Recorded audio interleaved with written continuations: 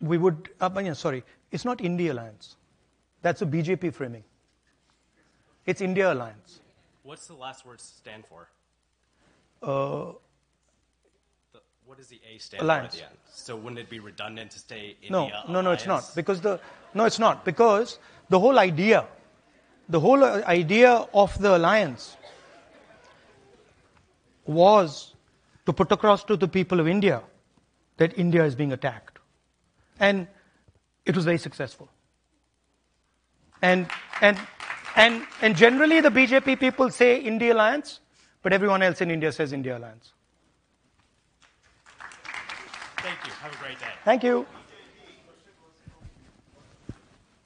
Yes, please. Hello, Mr. Gandhi. Welcome to the Hilltop. Yeah, over here. My name is Nikash Sharpanhalli. I am from Dallas, Texas, and I'm gay and Indian American. Last October, the Indian Supreme Court refused to legalize same-sex marriage. So my question for you, as well as Congress, as well as the India Alliance, is what is the future for Congress's policy towards gender and sexual minorities on the subject of love? What might that future look like in the next 4 years as BJP government continues? And on that same subject, what is the role of Congress and other interlocutors in promoting a freer, fair, and more loving India? I think I can't really comment on a Supreme Court judgment. But what I said earlier, from our perspective, what you want to do, how you want to live your life, what religion you want to follow, what you want to wear, what your sexual preferences are, is your business. It's not our business. And for us, we would defend your right and everybody else's rights to express themselves and to live in a way they think fair. As long as you're not disturbing other people, being violent, being aggressive, we tend to accept it. Thank you. Welcome to Georgetown. Thank you. Just before I'm taking the next question, given the weight of questions, am I allowed to extend this to 5:10? Because we started at 4:10. Is that all right with you? So I know I'm looking beyond you, but I should ask you first. And the answer is yes. Yeah, it's fine. Good. Yes, sir. Who should be the face of the whole party? Do you think you're the best leader to be able to take on Modi, or is there someone better? I mean, our position in our alliance is that we are not going to answer that question until we won the election. And there are multiple people, very talented people, in the India Alliance. So we're not, because the moment we start that discussion, right, it opens the space for the press and the BJP to create issues. So our decision is that we're not going to raise that question. We're going to fight the election, and then after the election we decide. Thank you very much. Thank you. Please. Hi, Mr. Gandhi.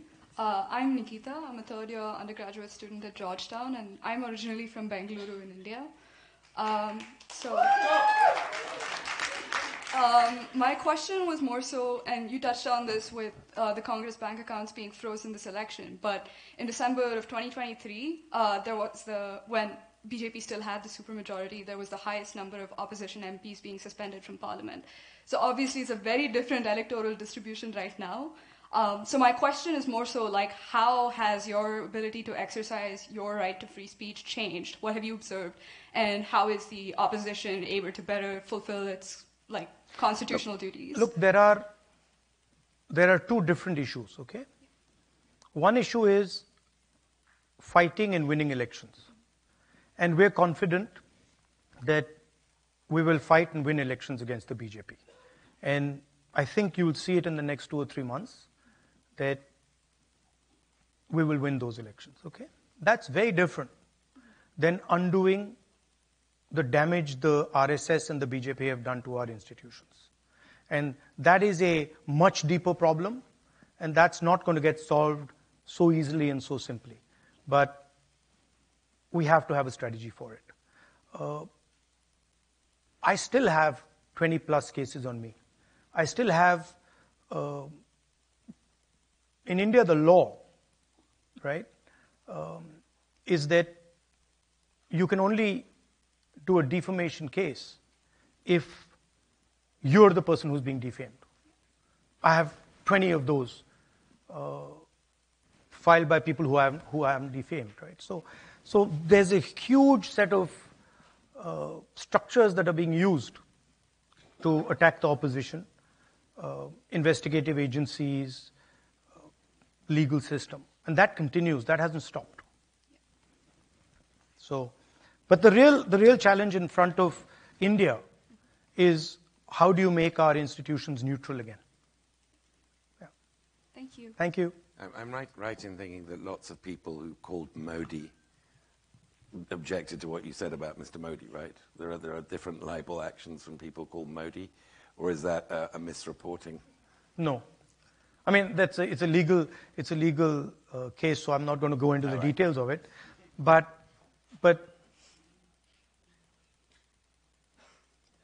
yeah, I won't go into the details of it because it'll get me into trouble. Fair enough. Hello, Mr. Gandhi. My name is Himank. I am a recent MBA student from UC Berkeley. I came here to see you and meet you. One, really admire your courageous attempt at bringing vulnerability into politics using words like love. That's indeed very rare. I also did a small census in my class of all the Indians who were in my classroom. Around 7 in 10 said that they would want to return back to India in a few years. This is very different from how the situation was around 10 years ago or 15 years ago in the United States. There seem to be like two factors which are sort of leading to this. One is just the state of American dream right now, and also the improving economic opportunities in India. Around 1 million students have migrated to India, to US from India since the past 5 years. I just want to know, one, what is your comment on this phenomena? And second is, what is your message to students who are not able to avail the economic opportunities because of which they came to United States? Look, and I've said this a couple of times,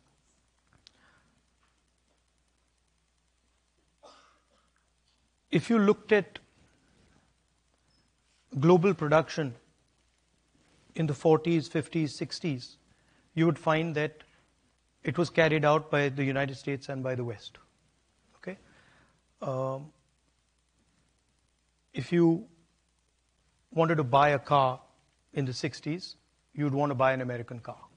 If you wanted to buy a refrigerator, you wanted to buy an American refrigerator. And the West and India handed that over to the Chinese, right? So the reality is that the cell phones you're using, the shirts you're wearing, the shoes you're wearing, most of them are not made in the United States, they're not made in Europe, they're not made in India, they're made in China, right? So there are two activities that countries can do. One is the organizing production. The second is organizing consumption. China organizes production. The West, India, America organizes consumption. China also organizes consumption. So Uber is organizing consumption. Ola in India is organizing consumption. Foxconn is organizing production. Elon Musk organizes production. The components of his car, of course, come from China. The batteries come from China. The motors come from China. And the problem is that a large country like India simply cannot get away with not organizing production. It just won't work because you will not create the amount of jobs that you need. That's what's happening. So if you look at India, you'll find that there is an IT industry. 1% of the population, 2% of the population, 3% of the population. But if you're a young person who wants a blue-collar job, it's not available. And the only way that job is going to get available is if you start producing, right? And India has just stopped producing. You look at our top businesses, Adani, Ambani, the big guys, they don't produce anything, right? So that's the real question. Now, there's a whole set of structures that don't allow production. Our GST is anti-production. Our GST is entirely designed to incentivize consumption, right?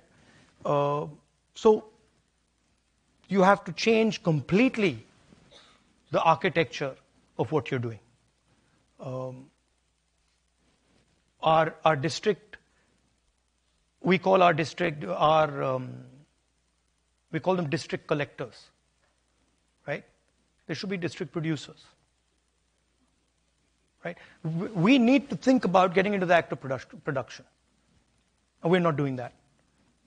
And there's a reason, because the large monopolists don't want India to produce. It's much more convenient just to sell Chinese product, right? You get a rent on it, you sell it in India, you don't have to go through the rigors of production, you don't have to deal with the labor problems, you don't have to deal with the conflicts that production requires you to deal with, and you make huge amounts of money. But it's not sustainable. And you can see social tension rising. You can see unemployment numbers rising.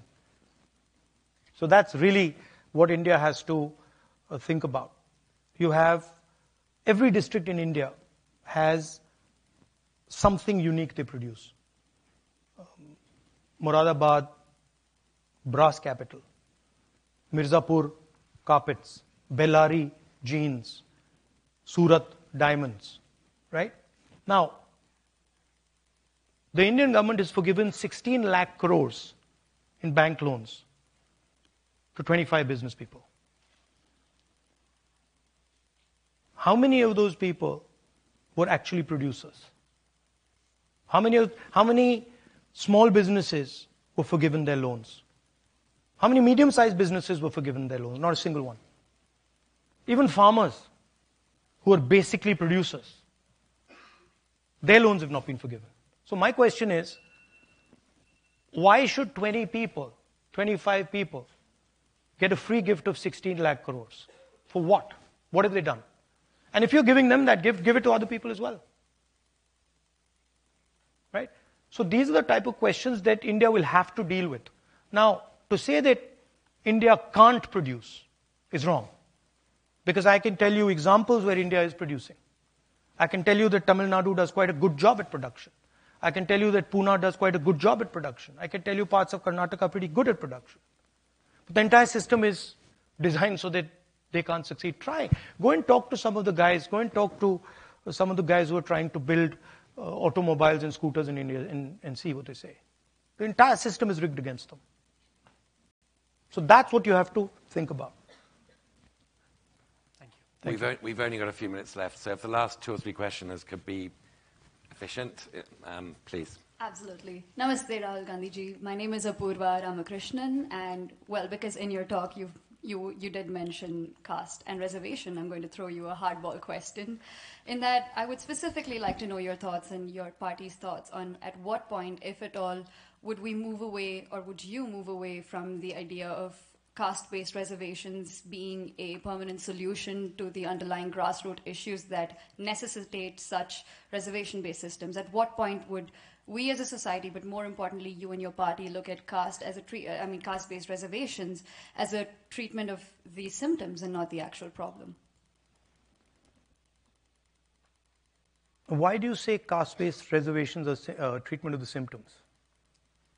Because I believe that the reservations, when they came about historically as well, were there to provide equal access to opportunity. And the issue is, even today, the access to opportunity is where the lag is there.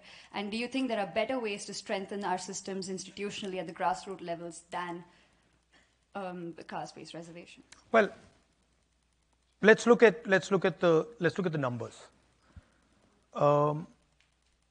If you look at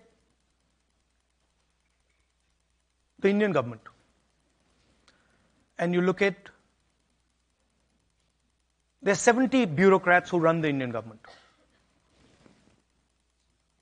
secretaries to the government of India. These are the guys that take pretty much all the financial decisions in the government. Okay?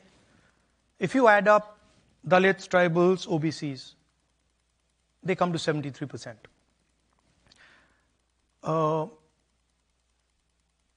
out of 70 people, there's one tribal. I think 3 Dalits, 3 OBCs. So, and I think a minority.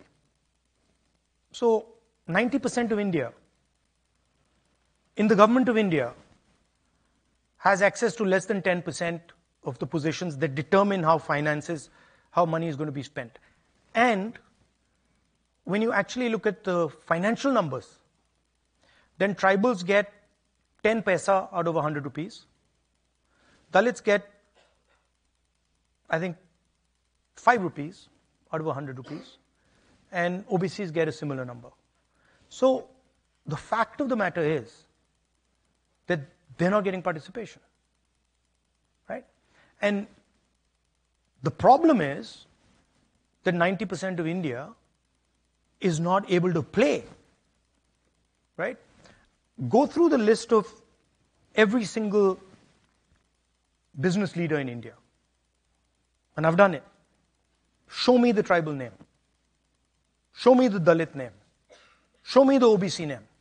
Out of the top 200, I think there's one OBC. They're 50% of India. So we're not treating the symptom. That's the problem. Right? Now, it's not the only tool.